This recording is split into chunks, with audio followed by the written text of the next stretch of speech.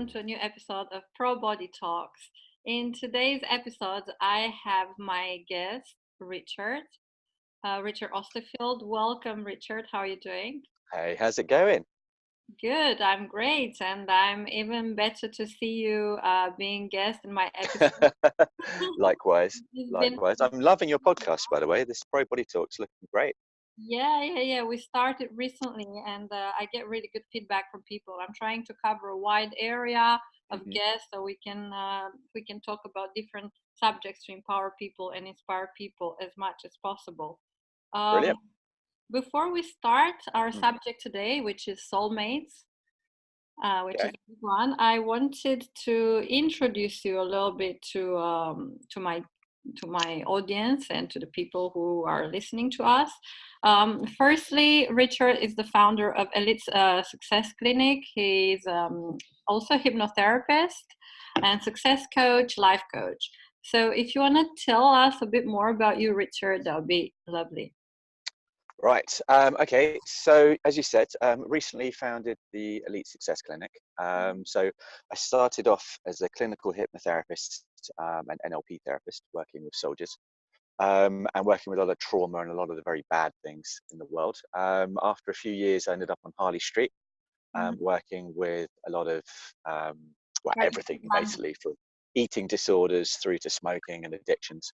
And what I noticed was when you get somebody over a specific trauma, and it doesn't matter what therapy you use, whether that's NLP or EFT or cognitive behavioral therapy, once somebody's not got the trauma, they're then in a situation of having to build their life. And I started looking at what does it take for somebody to go from being successful to being super successful. I had a lot of clients in the sports industry, some world champions and Olympic athletes that I knew through my own sports, dabbling in sports anyway. So I looked a lot at that, and then I spent around 15 years. I trained in 6 different forms of therapy. I think I'm now an advanced or mastering of some kind, from energy-based psychology up to clinical hypnotherapy still, things like theta, ABC, and then I also studied another 8 or 9 different kinds of therapy, from coaching and that kind of thing, which I didn't bother qualifying in. I just wanted tools that I could use with my clients to help them get where they are. So that's what I do. And now I look at people's core identities. So anybody, I believe, can have anything, but we're not necessarily trained to. So you have an identity template, and everything that's on your identity template is what you have in the world around you. So there's no genetic marker for being a multimillionaire, but there is somebody who's born with the belief that they can be a multimillionaire. So my job is to essentially work with people like yourselves, or the viewers, and look at what is it that's on your core identity template, what negative beliefs, the negative or positive effects in your life, and then we Mhm. change them. And when we change them, you should be able to have pretty much anything you want. That's awesome. That is That's elite that's the success. key to a successful life, indeed. And guys, that's how I It met is. Richard. That's how I met Richard. I was going for a more difficult period of my life, and he had an amazing Well, impact. you and me both. To be fair, I think you were a godsend for me. I mean, the stuff that you did with me was no one else managed in the world actually managed to do. I had a Oh, number of quite high level coaches and stuff, and it wasn't until you put me through my paces that I realized the difference thank you. and what you did. So thank you for that. Very welcome. Well, let's start our subject of the day because I'm sure people will have to take a lot on board and are very curious. It's a broad topic. People talk more and more about it today. People talk more and more about love, about finding your soulmate. So today's subject is going to be soulmates. And Soulmates. I will Okay. start with the obvious question. What are these soulmates? What does it mean to Okay. be a soulmate? I'm going to bend this slightly, but you'll all like it. So a soulmate, there's a number of different kinds of soulmates. So we have this belief that from the moment you're born, there's one person out there, and when you find that one person, that's going to be your forever person, and that's it. And we have these ideas of things called a twin flame, which some people talk about as that's Yeah. my other half, and I'll be complete when I have them. But actually, a soulmate is, if we're going to look at the kind of the more spiritual side of things, um, we have a soul family. So at any one point when you're born, you have maybe 100 or 200 members of your soul family around you, and you'll meet them at various different times in your life, and you'll meet them for various different reasons. So sometimes it will be because you're going through something difficult, and you need a bit of support. Sometimes it will be because you're relaxing too much and you need a bit of a kick up the jacksie. Other times it's going to be romantic. Sometimes it's not going to be romantic. So a soulmate is just somebody who your soul has agreed to share a specific kind of relationship with for a specific reason during this lifetime.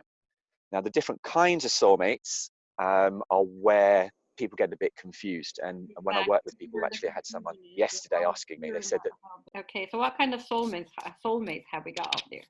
Karmic soulmates. So Yeah. what are these karmic soulmates? Okay. So yeah, so the karmic soulmate is something where in a previous lifetime, for instance, you might have been in a relationship with somebody and then left them, and they never got over it, and you felt guilty about it, and you never resolved that in your lifetime. So when you die, your soul is still holding that guilt, and they're still holding that anger. And so you agree at a certain point in your life to meet that person and just complete that karmic situation. So then you might have a situation where you meet somebody and you're like, oh my God, whatever it is, I just feel this really strong connection. You get into the relationship and very quickly, they're either very jealous or controlling. You feel you've got to look after them and you're not really quite sure what to do. And eventually you complete the karmic circle by realizing that actually you live your own life and actually they can be very controlling, and you kind of think, well, actually, this isn't what I'm here for. And you give yourself the freedom to get out of the situation. So people get very stuck in these because they're very dramatic and they're very painful, and the highs are very high and the lows are very low, but they're very codependent. And it's not until you release it that you get out of it. That's that one.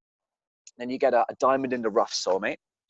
And a diamond in the rough soulmate is a soulmate which is a person who seems to be on the same journey as you, but they're at a very different point in their life. So for instance, you, as an incredibly successful coach and entrepreneur, you might meet somebody who you think will be an incredibly successful entrepreneur. But they're not there yet. They're sweet and they're lovely and you can see so much in them, but they've got a lot of growing to do. And you don't need to be the person that looks after them. You don't need to hold their hand. You're not their mother. They're perfect for you 5 years ago, or in 5 years' time, they might be perfect for you where you are now. But you will have grown. Matter of right timing.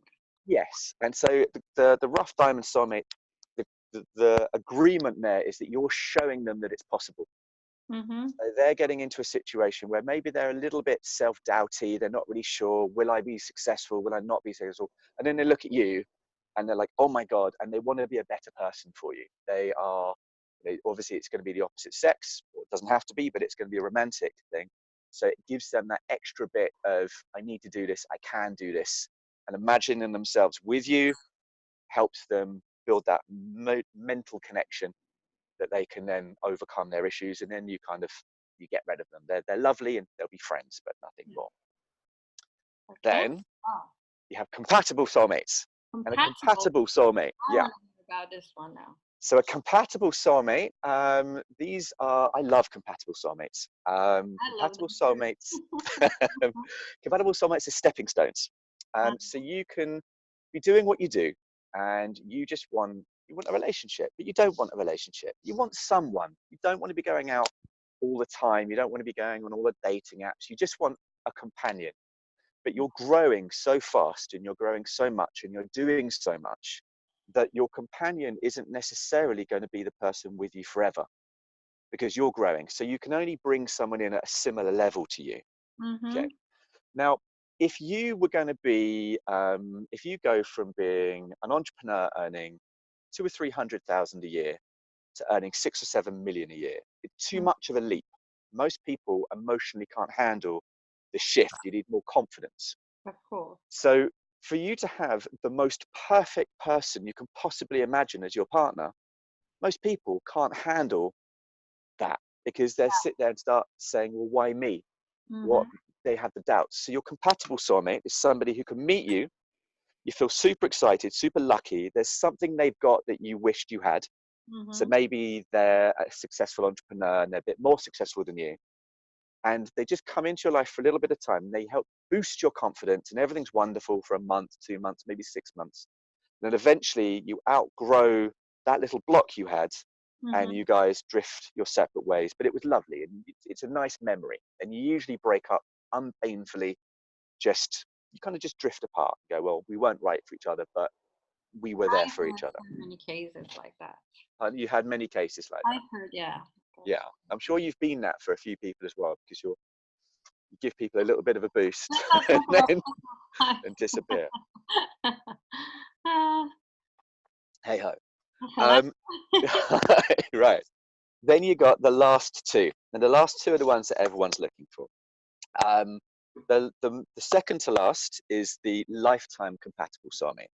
Mm-hmm. So the lifetime compatible soulmate is that soulmate that you have agreed that you will spend the rest of your life with. And not everybody has a lifetime compatible soulmate, because it depends on the path that you When have you agreed? before you're born. So you have a pre-life birth plan. Okay. So there's a fantastic book called Your Soul's Plan. Okay. And what they do is they interview psychics to do a reading on the person, but the psychics interview the angels and souls that were in the room when that person was agreeing their life path. And then you're agreeing with the people that will come into your life. So Mm-hmm. lifetime compatible soulmate would be, for instance, if I'm a energy-based psychologist, I'm a therapist, and I do this, and I'm traveling, and I'm doing all these things, and I find somebody that I get on with, but they're a lawyer. They have no spiritual beliefs, but they're cool that I do. Yeah. And we want a family together. I love their sense of humor, and we have things we want to do together, but we're not that similar. But we work because we're not similar. We just love each other. It's cool. Mm-hmm. And we can spend the rest of our lives together having two very separate lives that meet in the middle. So you Yeah. keep your identity, they keep their identity, and that's cool. These are wonderful, wonderful agreements, and lifetime soulmate, fantastic. Wow. But there usually will be a learning experience in the middle of it. So it might be that my partner is a bit bossy and I can't stand up for myself. So although we're there for a lifetime, they'll nag me and I'll eventually stand up to them and say, look, I deserve better, and I'll learn to stand by my own truth, and they'll learn to be flexible. So there's always going to be a bit of friction, but Mm-hmm. still we can handle it. Yeah. Okay. Last one is the divine timing soulmate. Now, this is what I work with most of the time. So divine timing soulmate is you've got to work with a person that has gone through their ascension, that has got their life purpose and their soul purpose, and they've managed to step into their soul purpose. And that's a lot of work. Once you find your reason for being, you can now find another soul that has a similar reason for being, and you can now team up together and you have a similar soul path doing the same type of thing. That's what I'm looking for. That is the ultimate goal in soulmate. Okay, Yeah. so divine timing soulmate doesn't necessarily have to be forever. So some of the greatest spiritual teachers going will have one or two divine timing soulmates that are right for a certain period. But the ultimate goal is the person who can be on your journey. They'll help you grow, you'll help them grow, and together the two of you are 10 times more, or they help bring out in you that 10 times more because they've Mm-hmm. got the belief in you. Thank you all for watching ProBody Talks. We will be bringing you more guests in my upcoming episodes. Great inspirational human beings, so stay tuned. We have a lot of valuable information that I hope will inspire you all. In the meantime, you can support us by subscribing to my Patreon account. Thank you and goodbye, everyone.